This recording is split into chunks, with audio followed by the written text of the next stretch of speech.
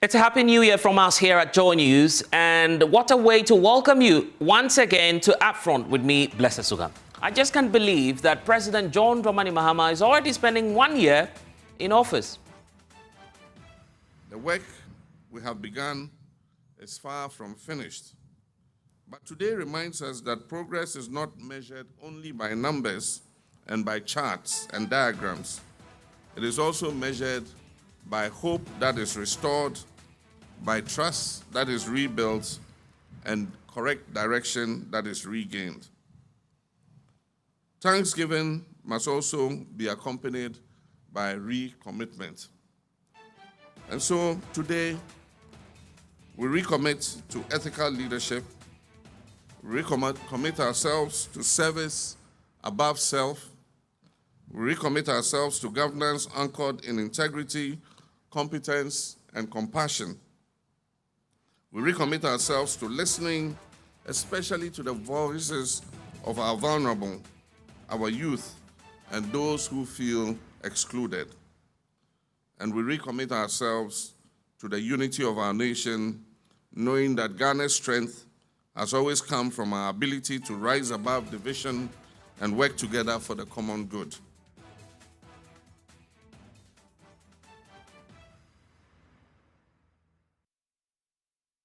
Clear-cut message from President John Mahama there, indicating and recommitting himself to doing a lot more. But how about going retrospect a year back to see the kind of decision we made and what Ghanaians are thinking of the president, having spent more than 11 months in office already. That's why we're today tracking President John Mahama's economic performance, largely because going into the 2024 elections, the economy was the most topical issue going into that election. So have you made the right choice? And what do Ghanaians even think about this decision that they've made at the polls? And what a better way to be starting the year. Joining us in studio now is Executive Director for Global Info Analytics, Mussa Dankwah, who's with us. Happy New Year to you. And Happy New Year to you too. You've been working all throughout. So yeah, I'm not sure you had a good holidays. No, not at all. But it's fine. It's all for the development of the nation. And let's also say hello to Nicholas Gbana, who's a development economist, joining us just to shape up the economic indicators and why, of course, many say magic is happening. Nicholas, I don't know if you also believe with many who say some magic at least is happening in this country. Oh yes, a lot is happening. Yeah, and we ought to look at the figures shortly. So gentlemen, let's get to it because I'm interested in what Ghanaians are thinking as of now, or at least late last year, December 2025, because that would have given us a complete sense of how the president performed earlier last year. And now we're starting a new year. He's committing to doing more. But let's get to it. Mussa, what do we have in terms of what Ghanaians think about the president's performance over the period? Look, we have solid data that has been collected for the past 4 years. So we are presenting to you now the figures between October and December when it comes to how people think about the country and where we are headed. Now, if you look at the October poll, 66% said Ghana was headed in the right direction. December, that number remains the same. It has not changed, that level of support. In terms of wrong direction, it was 23% in October, up 1% to 24% in December. Those who didn't have an opinion in October were 11%, now down to 10%. Right. That reduction went to wrong direction, as we can see from the data. Now, if you look at, behind us, from January 2022 all the way to December 2025, you can see the tracking poll. Right direction was here in January 2022, 32%. Wrong direction, 58%. It kept rising, and these have date stamp on it. These were the times e-levy were passed. IMF here. Then we keep on going. We kept on going. And then October 2024, we were here. Wrong direction, 62%. Right direction, 31%. After election, first poll, January 2025, Mahama up wrong direction, right direction, 62%. Shot up all the way from 31%, doubling to 62. Then wrong direction down from 62 to 26%.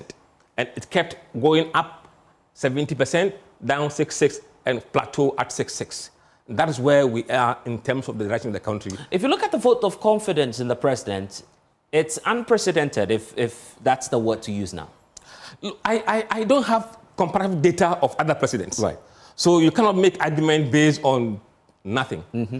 But what we have seen is a complete reversal of fortune on where we think the country was headed before the elections and after the elections. I'm looking at October. Between October 2024, to be fair, there was a steep inclination, I believe, going up all the way up to April 2025, where we actually hit a high of 62%. So between October 2024, which was clearly not within the remits of John Mahama, that was John Mahama. Era. Yes.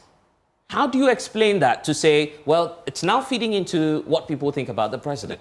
We didn't take a poll in the December because of the election. Yeah. So the first poll that was conducted after the election was the April poll. 2025. So that gave the president technically above 3 months for his first assessment to be made. If you take a look at his performance in the first 3 years of 2025, that's quite a significant jump from where we were. Very significant in terms of how people perceive the country's direction. Yeah. Remember, this is not his approval. This is just where the country is headed. But definitely we saw a change from that Nadu era to Mahama's era, where people were not really thinking of where the country is headed. I mean, wrong direction was very high, right very low. And as soon as Mahama took over, it changed dramatically. But I'm also paying a bit more attention to the green line for our viewers now, just to get a sense of what's happening. It appears that President John Mahama's approval rating marginally declined at some point, which is quite strange, within his same tenure. So he hit a high of 62, took it a notch higher to 70% as of July 2025. No, but then there's a marginal drop. Let's make correction here. Okay, so let's start on that. It's not his approval rating. Okay, right. This is what Ghanaians generally think about the direction of the country. Yeah.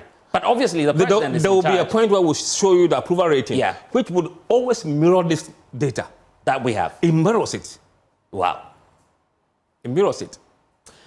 This direction that you defined, did you define that in your scope to mean a good performance of the economy, or what exactly does that mean? We tell them that look at everything in totality. We don't give you example of good or bad things. Look at the educational sector, roads, health, economy, whatever. Do you believe that Ghana is headed in the right direction or wrong direction? We don't give you example. We just give you a broader area you can use to assess. Someone will look at education alone and say, look, on this basis, I'm going to say right direction. Somebody will say, look, on basis of corruption, look, wrong direction. So it's everything you've put together that gives you what you think we are headed to. So it would not just be the economy, but the economy would be part? Yeah, it would be part as well, yes. Nicholas, what do you think about that? You feel the economy was the most driving factor for why people believed as of April 2025 that the country was headed the right direction? Some would say that was too young in the day for the NDC administration to have changed anything significantly, was it? I think the economy and also even the style of governance also made a big difference in people's perception because, of course, you have a new administration that is more willing, more listening, and responsive to the issues. President Mahama, as candidate Mahama, had made some pledges whilst running for office. And already in his very first 3 months, he had already started delivering on those pledges. You remember the 120-day program? All that was delivered. So I'm sure all that country, and that is more of a governance issue, that a president comes into office, he makes pledges, he even promises a 100-day program, and he starts delivering on that, which is more of a governance thing. So economic governance and also how responsive a president and his administration is to people's concerns. I think this is what have driven this perception. Later on, we'll talk about the economic indicators, but do you feel that the president and his ambitious target of a 120-day pact gave him quite a good standing in the eyes of the people and set the fundamentals for the economic change? Yes, it did. It did. You got to remember that he, for instance, as to the appointment of his government, he delivered on that ahead of time. There was also the National Economic Dialogue, which you also promised that would be held. And that was done, where you had all shades of It's good that you're talking about the National Economic Dialogue, and that's why I was asking if that formed or gave the magic, to, quote unquote, to the president, as people are hailing him now for. Oh, yes, because what a dialogue did, as much as it was about economy, it was also about governance, where a president comes to office. I want to hear all the shades of opinion.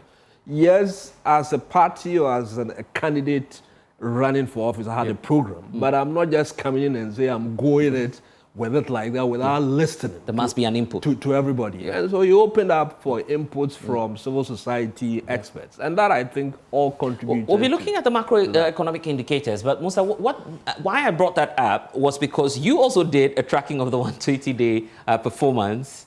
I recall in the very early days of the president, when he was done, you gave a sense of how Ghanaians felt things were going. So let's move on and see how that featured into his whole, approval rating. I'm sure that, we'll move to the next slide just to give you a sense of that. Okay, it's kind of frozen? But of course, we'll get there. Yeah, this is what you're trying to look at.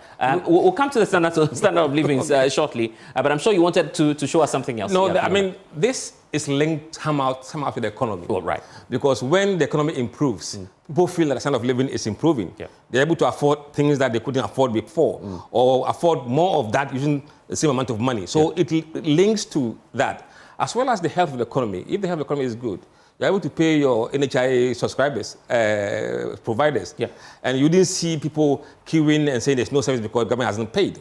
Also, you saw the food situations in the secondary schools being managed. Economy, finance puts money there, food makes available, and then people feel that, okay, now we are feeling a lot of okay in the way we've been living. So we asked them, compared to the last 12 months, would you say your standard of living has improved, or unchanged, or worsened? And 56% of voters in December were saying that it has improved compared to 12 months ago. Unchanged is 27%. Worsened, 12%. And no opinion, 5%. So this was the data for December. That standard of living, And then if you go back to the trend, this is it again. Look, it looks just like the word direction of the country. Yes. Look, this is where we went into e-levies and IMF. Look at the dates. Many would say that how do you really get this national picture, and what kind of work goes into this conclusion that you arrive at? Because for some, we're just looking at figures on the screens, painting this whole rosy picture about the president and his performance in the first year. Look, we pick data every 3 months. Okay. Across at least 80 constituencies every 3 months, randomly selected. So if we don't pick here, next time we'll pick it up. So you will get to know what we call, this is based on what we call a cross-sectional poll. You pick data from different sources, but yet they give the same and consistent kind of results, you see. Look, this graduate chart here was the turbulent part of the 2022, where we implemented e-levy, went to IMF, you can see that here. I'm looking at the two charts, and it's giving me a sense that it appears the NPP might have lost the 2024 elections in January 2022. Absolutely correct. Yes. Wow.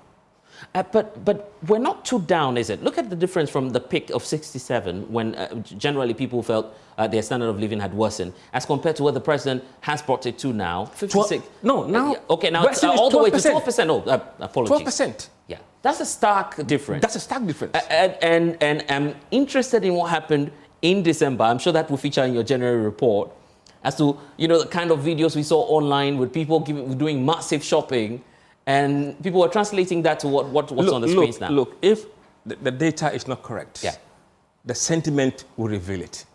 We saw on social media what was going on, and that is reflecting what we are seeing in the data here. And Nicholas, explain that to us. When we say standard of living, there are many who are just watching and saying, well, these are figures, these are charts. How do we typify it? What does it basically mean if people say their standard of living is improved? Well, it's the ability to afford the basic necessities of life, food, clothing, shelter, basically. And, of course, the inflation figures also mirror that. That inflation has dropped. Food inflation has dropped. Other transport fares has remained almost even, if you look at the inflation numbers. Of course, we've seen some uptake in utilities and all that. But if you put all that together, it means that it doesn't mean that prices has reduced, but even on some food items, for instance, maize, prices have gone down. Actual prices have actually gone down, right? And so the balls of kinky are growing a bit bigger than it was before. Of course, not all food items have seen prices drop, but on balance, when people put it together, it means that the take-home pay or the money they get in their pockets can take them. But you know the general debate out there that look, and I'm just interested in your economic perspective analysis on this. Some say, yeah, we're seeing all of these headline fiscal figures coming down. Yeah, we're seeing inflation is dropping. Yet you go to the market and some parts, and that's an arguable point, we don't see the actual prices reducing as people will expect. So explain that to us. Does it mean that we're seeing an actual reduction in the prices, or people just generally feel, well, we've elected a new government and we feel that things are better now, that's why we're seeing what we're seeing now? Inflation dropping does not mean prices are not going up. Right. What it means is that prices are going up at a lower rate. Remember, if I look at the peak, the chart, the chart, October, that was the time when the exchange rate almost hit 17. And it affected everything. Fuel prices, food prices. For the first time, we're being told by the Ghana Statistical Service that we had high imported inflation because of exchange rates. So naturally, and once the exchange rate stabilized, it came down. Naturally, it affects a wide range of things that we buy. But I mean, what kind of magic is going on? Because many are asking the question, what's accounting for this? Just look at it. October to even October 2024 to even April 2025. And that's even a significant drop, a nosedive, you want to call it. Yeah, I think primarily... Does it work that way? Does the economy work that way? I mean, when they say it's, it responds slowly, that's what we all know. But, I mean, many are just asking what's going on. I think in terms of what is going on, management has been key. I mean, I think Honorable Atuforsen has done quite a great job working together with Governor Siama to ensure that on the fiscal side, there's no by-heart spending. And that is what fuels inflation. And the governor also and his team has worked very hard to bring inflation down. But let's also admit, external factors, especially gold prices, have been favorable. And we have taken advantage of it to do all the necessary things. So I think that so this is divine? You can't explain it within an economic principle? Oh, you can, of course. If you have good external factors, it's not every government that is able to take advantage of good external factors to deliver this kind of economic results. So external factors, especially the gold price. And of course, gold board coming in was a conscious policy decision. Because we could have still had high gold prices, but without a gold board coming in and mopping up all the gold from artisanal mining, which were not feeding into our export revenue, we wouldn't have seen the effect. We wouldn't have seen the kind of reserves. We wouldn't have seen the kind of inflows of forex into the system.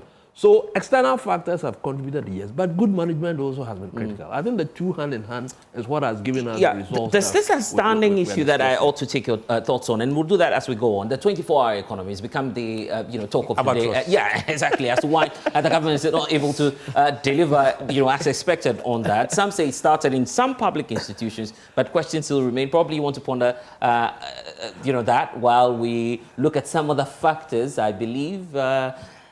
So this one is talking about the belief that things are improving, right? Will improve in the next 12 months. Oh, so we're even projecting into the future.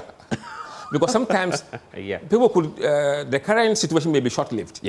If there are events on the horizon that could point to a danger down the line.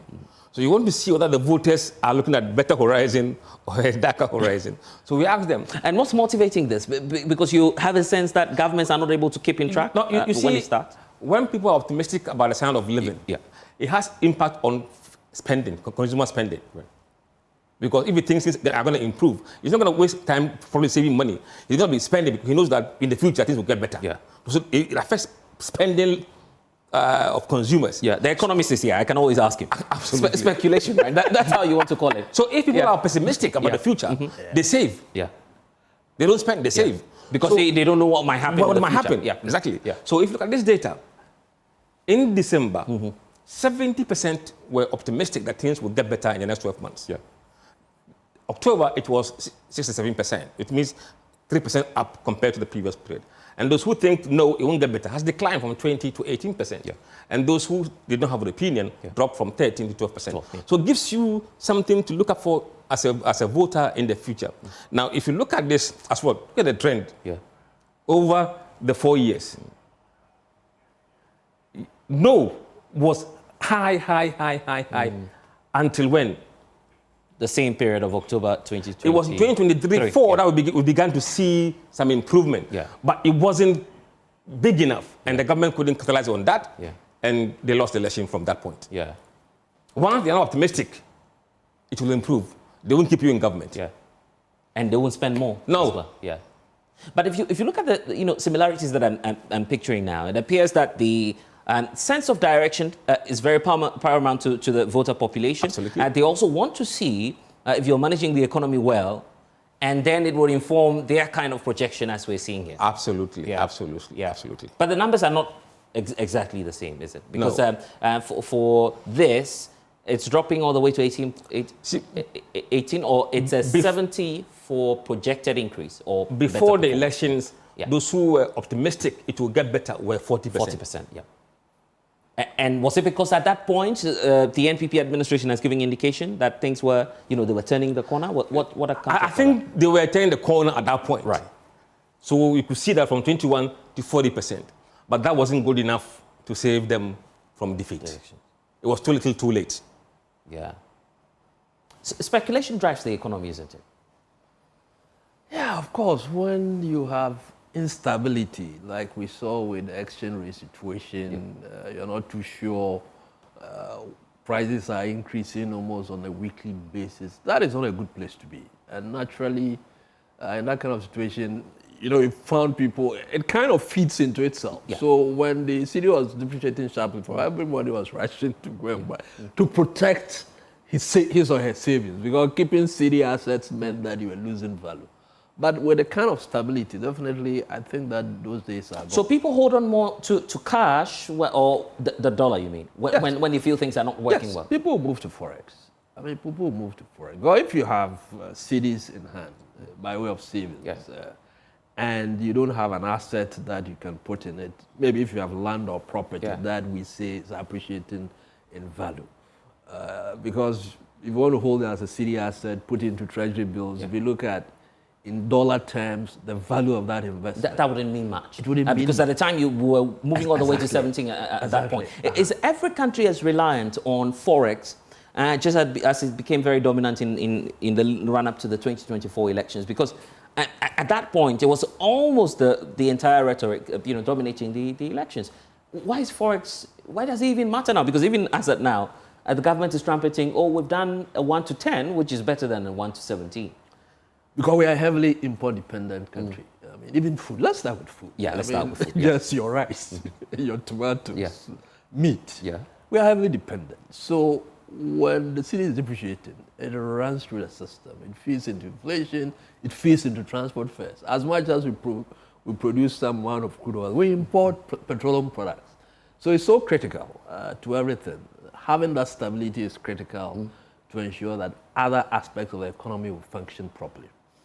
And that's giving me the fear that if care is not taken, the NDC administration, and I mean by extension President John Mahama's administration, cannot hold that grip long enough over the US dollar, because it's an external currency as well. It could appreciate in value at whatever time, isn't it?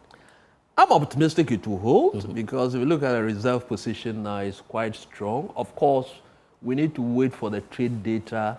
I also saw that, I think, in one report, I think end of quarter, our trade surplus is positive. We have a trade surplus, not a trade deficit. I mean, of course, gold prices have been quite critical. It's all about the gold now, isn't it? It's significant, but not all about it. I mean, cocoa prices also have been up there, but of course, our production volumes have gone. So we need to get a full year trade data from Ghana Statistical Service to see how other commodities, would also not just the raw items, but those other processed items have performed vis-a-vis imports. One of the key issues, especially with the cedi appreciation, has been that it's hurting exports. But at this stage, we haven't seen the data yet. Let's see how the data comes in, and then we can have a much more... Is our best bet the gold policy that we're going with? In times of economic uncertainty, they say, well, gold, as you, the experts, would say, is that most valuable assets that you would want to acquire. But is that the optimum way out for us, a developing nation like Ghana? As a starting point, Yeah. remember that a key part of the gold boss plans is to do refinery. Because for now, we're exporting just the raw gold. Yeah. And that is critical, value addition. So that is the next step. But I think that is a good foundation that we are building. And that is what, it shouldn't just be only about the gold board, but let's look at even cocoa board. Cocoa has been with us even before you and I were born, but how much value addition?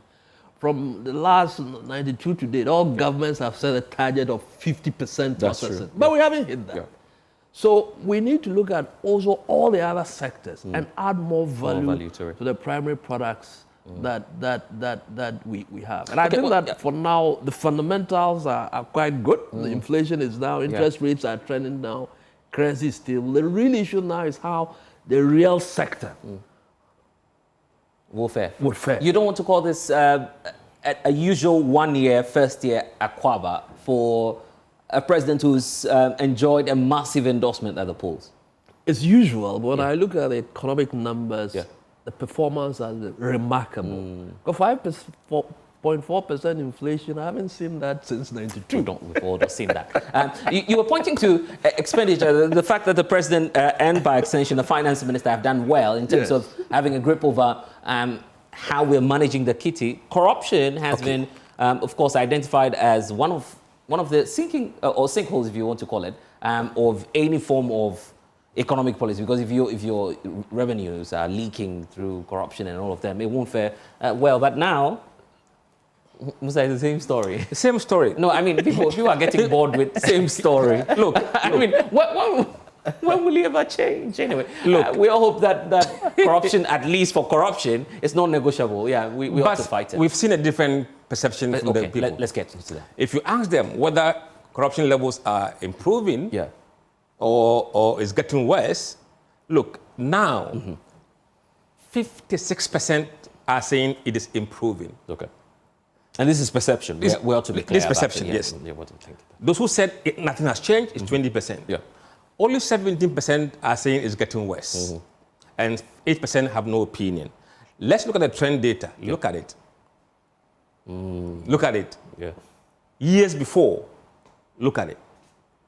But to be honest, what would President John Mahama have done in just 3 months to signal to people that, look, this man is willing to fight corruption like never before, as opposed to what we saw as far back as October 2024, from 54% to 13%? I think It looks a bit artificial to me, isn't it? look, see, the people have perception Okay. that the way this guy came into office and what he said, we think he will do it.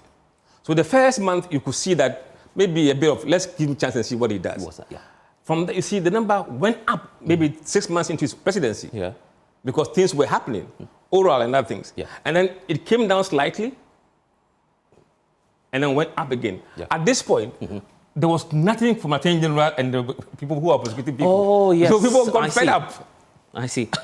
That's why the likes of Daniel Domelevo are saying you ought to speed up and to fight corruption. Else, And when they people filed the lose- charges, it went up. Yeah. Back to 56. Ghanaians are not that patient, just between July and October. No. So it signals then that the president ought to do a lot more to demonstrate commitment towards fighting corruption. Absolutely. And that could cost the government if they don't do anything, you say? It will cost them, yes. But there are people who voted for the government because they wanted accountability. Yeah.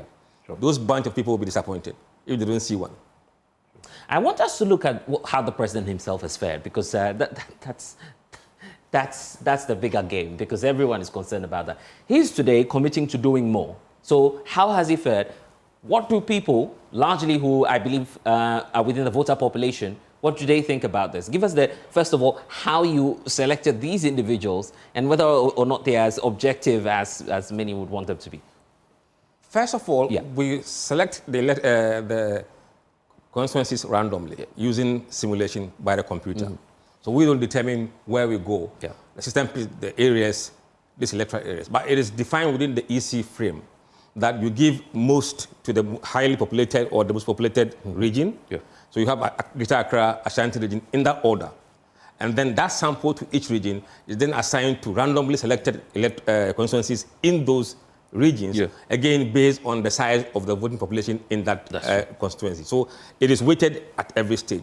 And then to electoral areas in the constituency, again, by the number of people who vote in those electoral areas. So it's a step-by-step weighting approach to select and deploy people in those constituencies. So ordinarily, if we're taking the whole nation, you'd find some element of representation in that? Absolutely.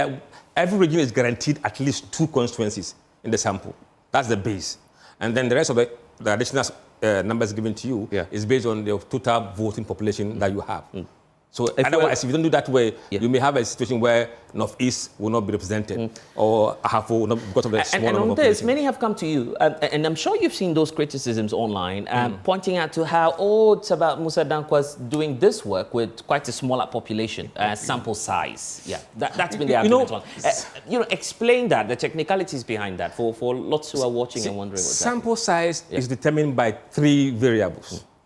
The voting population of the country, 18.5 million. The confidence level you want to have for your survey, we choose 99% at all times. And then the margin of error you want to entertain in your survey. These variables, you run it through statistical formula, and it will give you the minimum sample you must engage in order to have 99% confidence and X margin of error. So it's not by any voodoo means, by statistical means. Sometimes stats can be as controversial as it is. Absolutely. But what I'm looking at now is that even the president's approval rating appears to have shot out of the roof from where he was at the time we were voting for him back in December 20... Okay, now he's on 67%. Yes. 67% approval.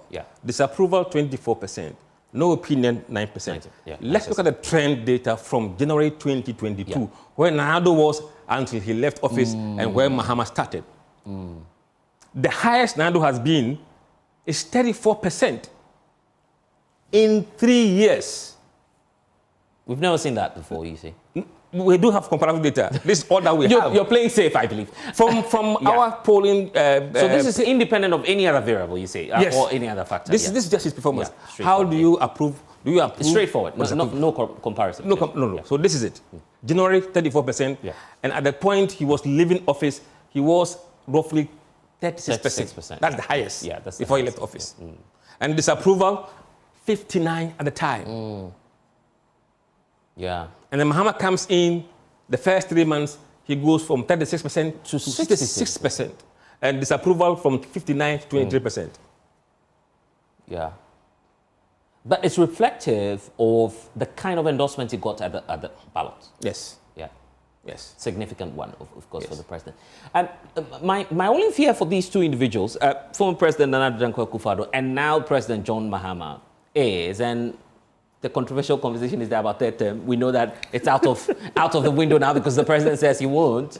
So that aside, and the economists will say all other factors being equal, they never always are. But I mean, let's look at it. My only fear about, for former President Nana Dankwa Akufo-Addo and former President, or now President John Mahama, is that all of this goodwill, whatever the highs and lows, would not matter to their political career because they are all fading out. But would that, in your view, flow into what the future will hold for some of these political parties? Say the NPP and the APC. Absolutely. Look. It's not about the individual? No. That is a different issue. You have to run on somebody's record. When Nado was not running, DMB was running on Nado's record. And whoever's going to run on the NDC ticket, he will run on Mahama's record. That is very key. If you mess up, your party will be messed up. So you're saying that if the president feels like he owes Ghanaians, well, the very last, there's nothing really at stake for me political-wise, that might cost the NDC? Yes. Absolutely, yes. But some say it's just President John Mahama? No.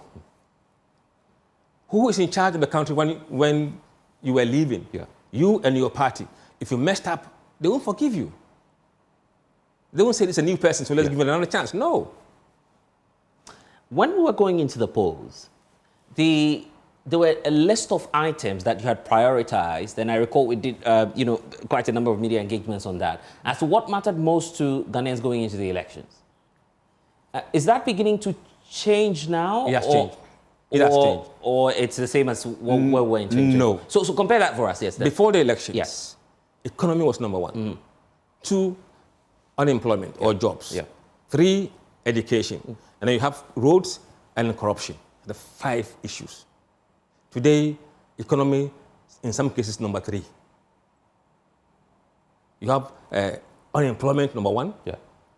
You have education, number 2. Economy, number 3. Then you have roads and then corruption issues. So it's beginning to change now? Because people see the economy as somehow resolved. It's no longer a threatening issue for them. So it's become lower ranking in their priorities. Yeah. Now it is unemployment, education. You are a development economist, so you kind of understand the sense of what's happening now.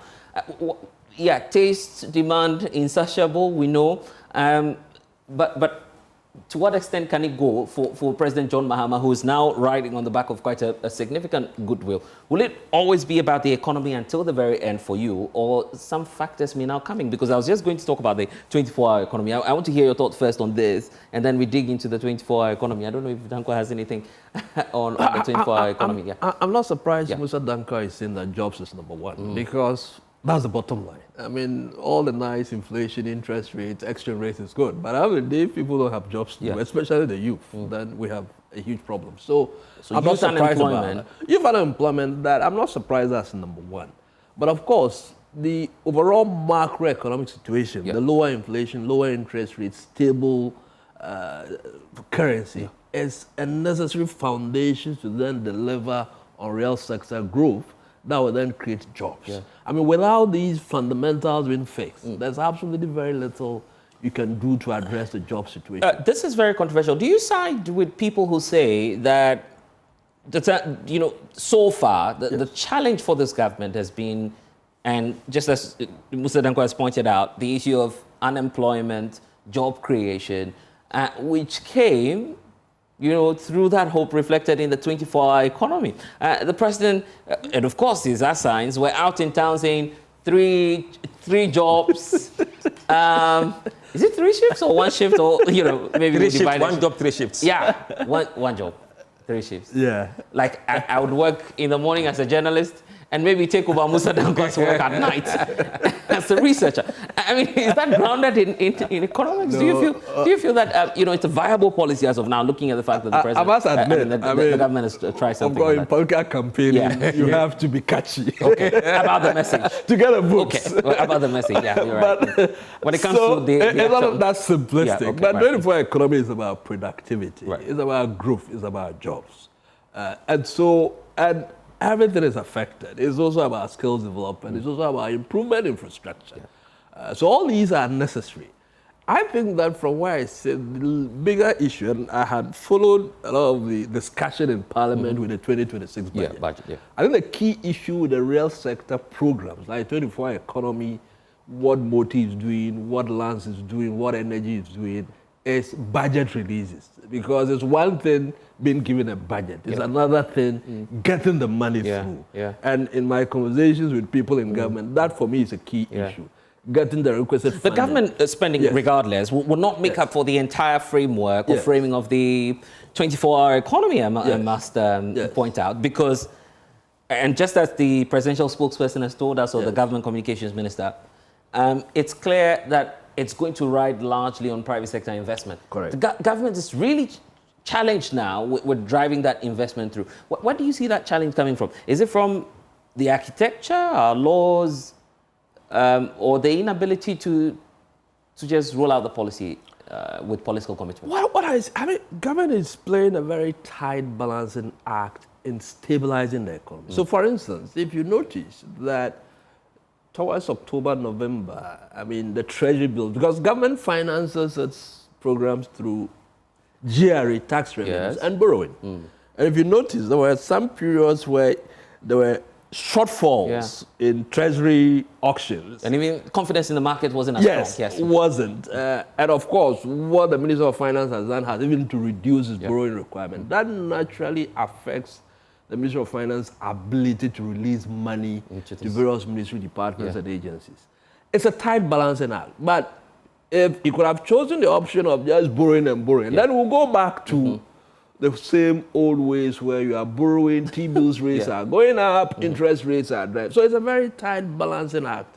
And my expectation is that, of course, we had all the new initiatives to improve revenue, especially at the ports, using artificial intelligence, blocking the leakage. But it's just a sad reality that whatever we do, we can't use government money to fund entirely the 24-hour economy project, because the budget line itself can just not be sustained by the central government. We need private sector investment. But look at what is happening now. In the past, if you look at banks' balance sheets, Ghanaian banks, you look at their balance sheets and the bulk of their assets were parked in government securities. Abnormal. Ordinarily, banks, the bulk of banks' balance sheets should be parked in loans and advances to the private sector. But now that TV rates have dropped, all are now resetting. Now you have and you're using that instructive word. Yes, you have to. Because if you are a financial institution, in the past, just collect the deposits, pack them into government bills, make decent money. But now those options are not there. You have to now lend, and that is good. It's good for the private sector. It's good for businesses. So in the past, and even for us, even as individuals who had some surplus money, we go and buy treasury bills to lend the money to government. Today, TV rates are falling. So everybody is scratching his head to look at what real investments to make. And these things are necessary. That is how we can drive growth and create jobs. One outstanding issue in the economy would be about our austerity plan. And for 17 times, we've been to the IMF. Every president, safe to say, has ended up there. Do you have your thoughts on where the president you project he might end up? He says he's taking the country to a level where he doesn't want the gains to be reversed. But beyond the president's job approval rating, what else are the electorates and Ghanaians concerned about now? Look, it is the jobs.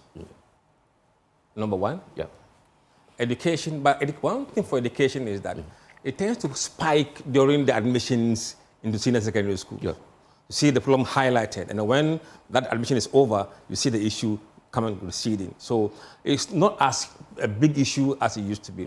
But we're now seeing roles emerging, because certainly roles are really bad in many, many areas. And also when they see things happening elsewhere, they tend to expect more. So you can see job creation, roads, infrastructure as key top issue for government now. Have you been able to do, and probably there should be about the last on all of this, an assessment of sector performances or minister-based performances? It's a thorny area in terms of politics, because it might add up to the optics for any individual who wants to rise as the next leader of the country. But have you attempted that? No, maybe you're concealing it or hiding it. We haven't done that yet. You haven't tried. We're looking to do those of cabinet ministers.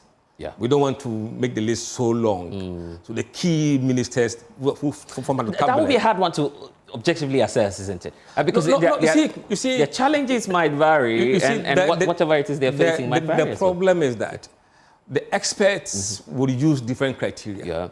But as for the voter, simplicity. It's not going to use your interaction with the voters. No, it's what they hear, what they see, what they know, what they perceive. That's how they will rate you. And if they want to vote at the ballot, it's what they see, what they hear. Not what you've done in parliament, in committee work. That one, they don't care about that. But it's part of your job. So, in fact, and we've been doing that for the MPs. Wherever we go in the constituency, we ask them to rate the performance of their MPs based on what they have seen. They've seen do work. So that will also be coming up. I don't want to give off too much, because people then would have to wait for what you would bring up. But the most controversial one I'll bring up on that is you have, by far, I think about 3 government officials featuring in your 2028 projections. That would include the Vice President of the Republic. I think the President is now chairing the economic management team because he says he wants to do that personally. I don't know if it's still the Vice President who's doing it. You have the manager of the economy, technically, if you want to call him that, the finance minister featuring in your polls, projections for 2028. And then we also have the foreign affairs minister who's also on that list. Now, my good friend Martin Pebu says his best pick for 2028 will be the current finance minister and the foreign minister. You have them featuring on your scale in terms of approval ratings and what people think about them going into the 2028 elections. No, what we did was to pick... Is there, and I was going to ask, that is their approval rating partly due to the kind of work they're doing? I think so. I sincerely think so. For example, we have 4 leading candidates. Yeah. 2 of them are ministers. The education minister and the finance minister. Okay, I left him up. Apologies, Haruna Idrisu, yes. And then you have... In fact, he's the number one. He's the number one. He's the number one on the list, yeah. Then you have the chief of staff, Julius Debra, and also the almighty General Mosquito, also in the pack. So what we did was to look at these 4 pairs, comparing them against MPP. But within the NDC itself, we wanted to see who prefer to lead them. At the moment, the ranking is number 1 is Haruna Idrisu. So if that's for Haruna, I was just going to drive that into the ratings for how the sectors have performed. Are you going to say, well, he's the best performing minister? I won't say that because I haven't measured it. Yeah. I haven't measured that. You always want to be scientific on that. Absolutely. Yeah. But he's good for president. That's what you're saying. No, in terms of people's perception, they think he currently has most vote, followed by Atufosin, and then you have Mosquito or General Asedun Ketia, and then in fourth place is the vice president. Yeah, but it's interesting that Atufosin, who's directly managing the affairs of the economy, is not seeing a corresponding level of that high endorsement and ratings for the president's performance as opposed to his performance. The reason is that, look, elections in this country have different dynamics. Yes. And the regional numbers tend to play out. If you look at the race currently in the NDC, there are about 4 or 5 accounts splitting the account regional votes. So that means that they are sharing that number among 4 of them. Yeah. So if the account begin to consolidate, then we can see Atufosin leading the race in the next 3 months. Okay, great. It's all about the economy, isn't it? Once it's faring well, Ghanaians would be happy. I want us to wrap up on this chapter. And I start off with you about the assurance we got from the president. He says, well, this is the 17th IMF program. Well, if you've studied political economy like I've done, you'd say, well, it's about geopolitics largely. Yeah. You never know when you would need the IMF again. So be careful if you say we won't go to the IMF. And that's the lesson to former Finance Minister Ken Ofori-Atta. Will John Mahama learn the same lesson the hard way for us to see him go back and say, well, I thought I would have controlled this, I'm back again? Or you're positive about the outlook? So let me clarify something. Okay, even the US goes through IMF reviews because the IMF is a multilateral organization, obviously, and member countries join it. So that will always be part of the IMF, as opposed to going for a program. So let's make that distinction clear. So we may exit the IMF program by the end of the year, but still be part of the IMF, and they would come and do assessments and publish the reports they brought that raised all the controversy. Will this be the last bailout for us? That's my direct question to you. I'm hopeful that this will be the last bailout, but I cannot put my hat or... Let me make it less burdensome for you. John Mahama's been voted for a tenure of 4 years. Yes. In the next 3 years, as an economist, do you project, what's the outlook for you? Are we likely to exit and go back? Because we are almost wrapping up what we've been on. I don't see us going back for a program until President Mahama's term. I don't see that happening. You don't see that happening? I don't see that happening. If anything, my major worry is election 2020. Because we have more gold to sell. Election 2020. That has often been the problem. Election year pressures. Yeah. And if election year, Atufosin and President Mahama is not able to be tight on spending and we just open the taps, then in 2029, we may have to go back. Okay, so that'll be the burden for another. That'll be the burden. So I think for me, when we exit, that is step 1. Let's see how things are done without the IMF program, and most importantly, 2020, the election. Because that has always been our problem from 92 till date, election years. I agree. Because the pressures will be there. Yeah. Can they resist it? Can they manage the fiscal discipline? Yeah. Time will tell.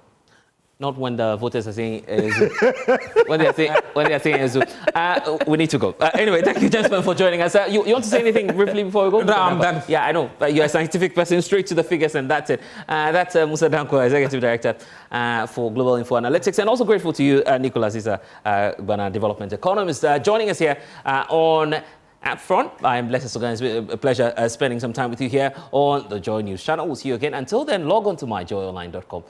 More stories there for you. Thanks for watching. Bye-bye.